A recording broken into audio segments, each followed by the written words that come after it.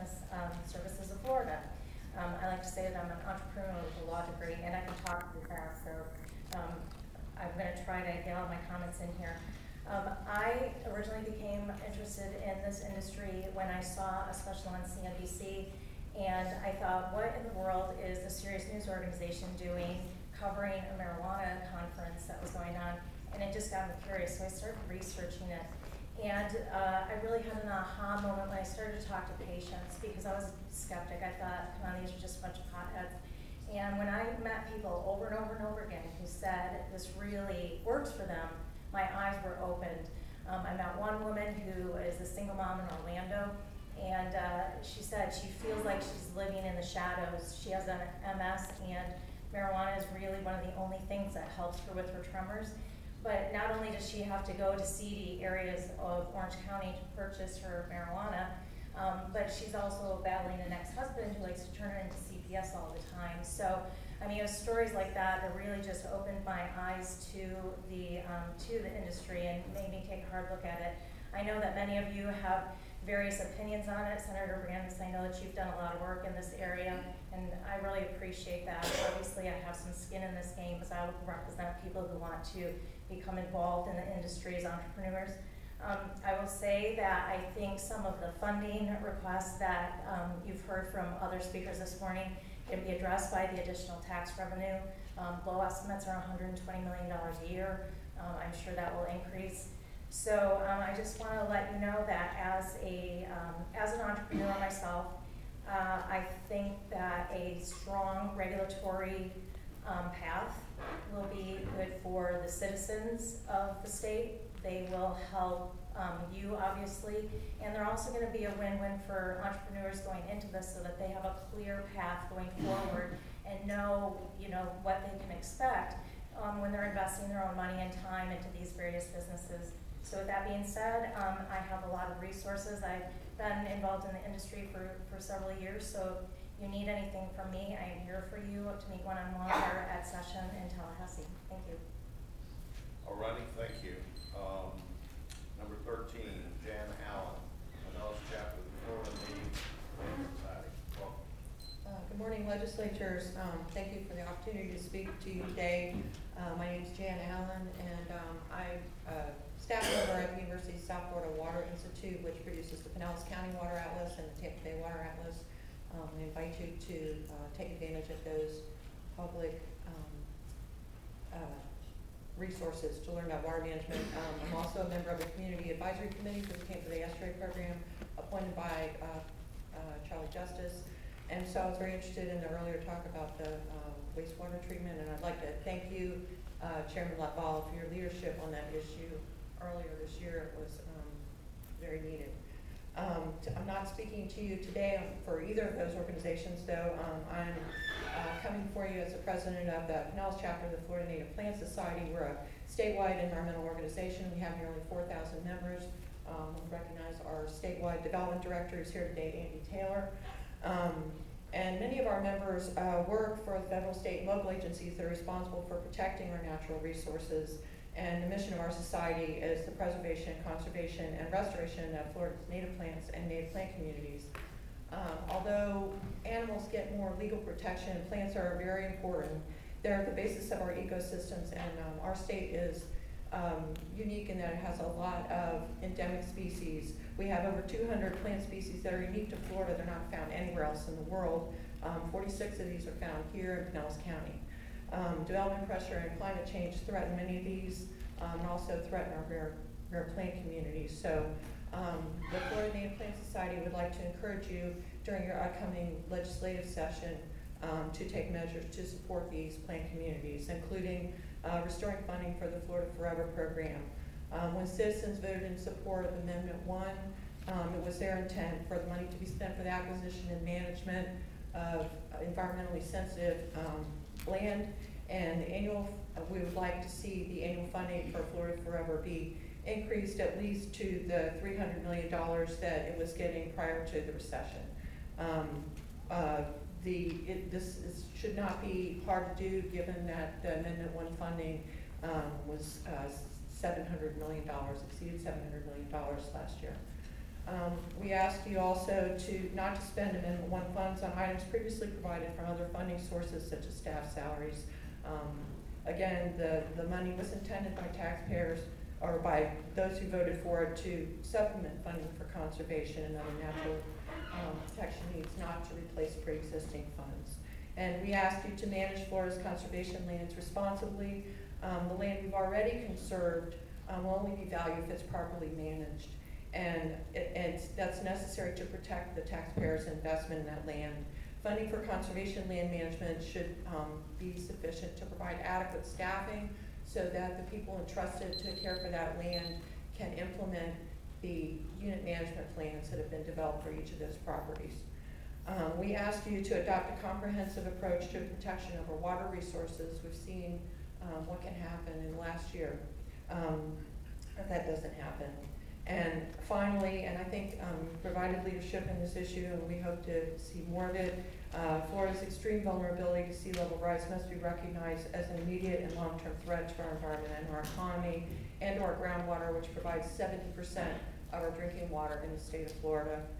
So we ask that you demand to adopt a comprehensive statewide response to sea level rise and climate change. Thank you. Senator Lorenza has a very quick question. Thank you, Mr. Chairman. Does your organization support using Amendment $1 to address some of the sewage issues we've had in Pinellas County or around the state? I don't believe that would be the kind of issue that that voters intended. It was conservation land management, and that's really a separate issue. That sewage issue is an important issue, but I don't know that it is linked to the Amendment 1 issues. All righty, we want to go to number 14, which is Robert Clayton with the Hemp Industries Association.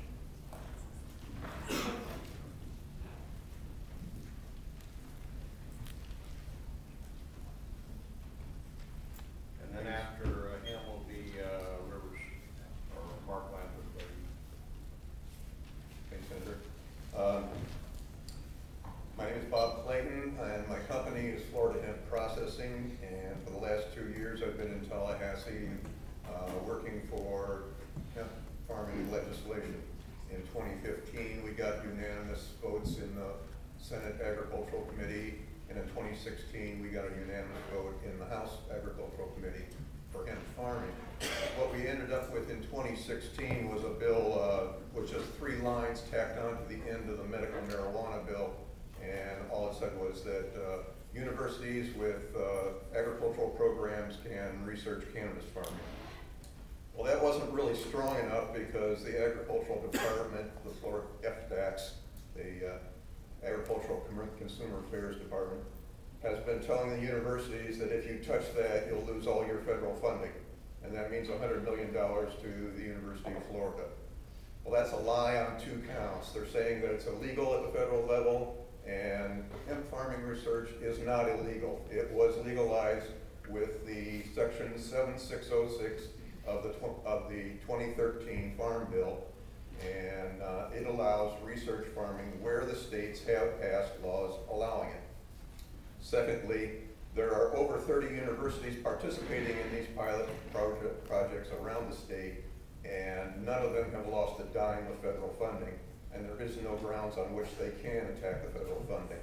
So that's a lie that FDACS is spreading around, and as a result, they've stopped research at University of Florida, and FAMU received a $5 million grant to do hemp farming research, and they are not returning my calls. I believe their work has stopped as well. So I think what we have to do is go back this year and get a stronger bill that really provides a mandate to FDACS to set up a hemp farming research program. And we will be doing that, and we seek your support and your endorsement of that bill.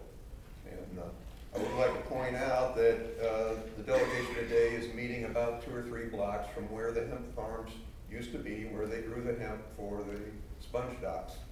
And this is not uncommon. It was done around all the harbors around Florida, and they were growing the rope for the ships. They had the ropes, the twine, the cords, and the netting that they were making for the ships.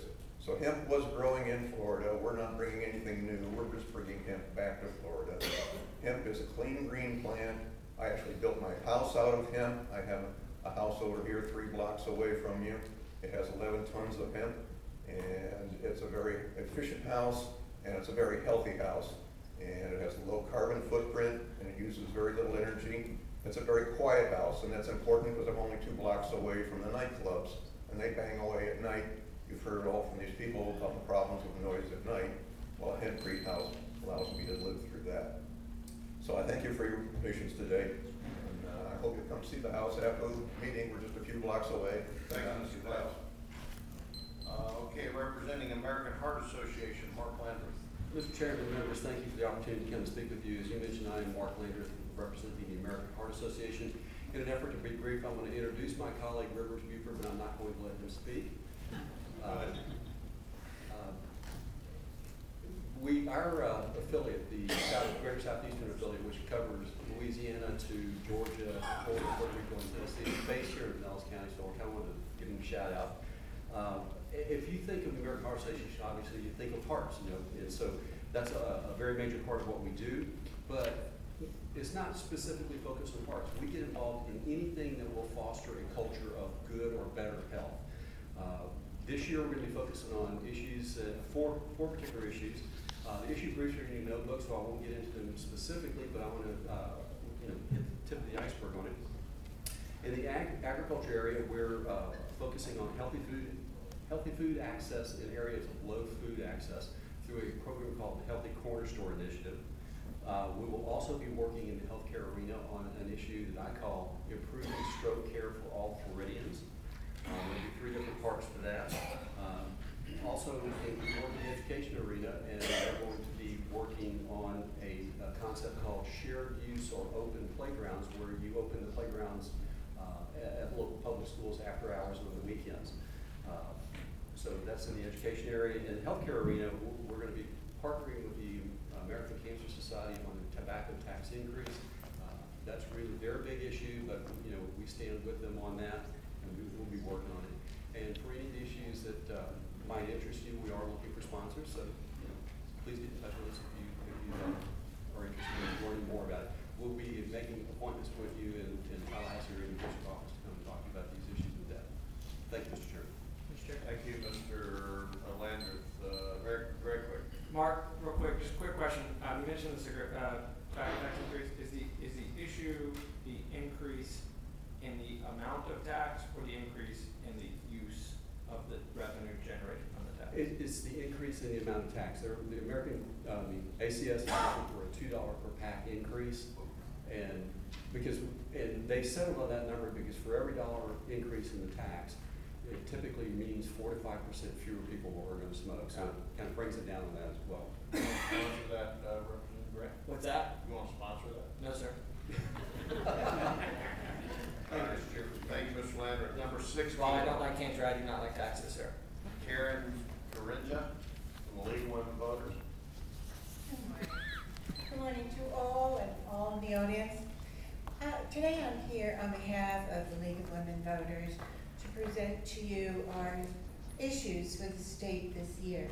In your packets, you should find a handout that delineates the specific issues under these general headings: election law, gun safety, natural resources, public and charter education, and health issues. On a local level, I would like to bring to your attention that we are in the process of studying issues regarding poverty here in our county of Pinellas.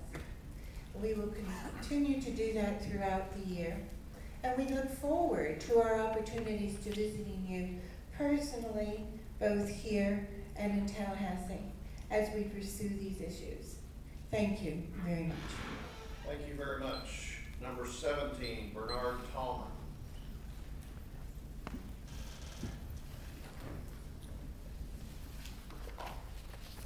Thank you.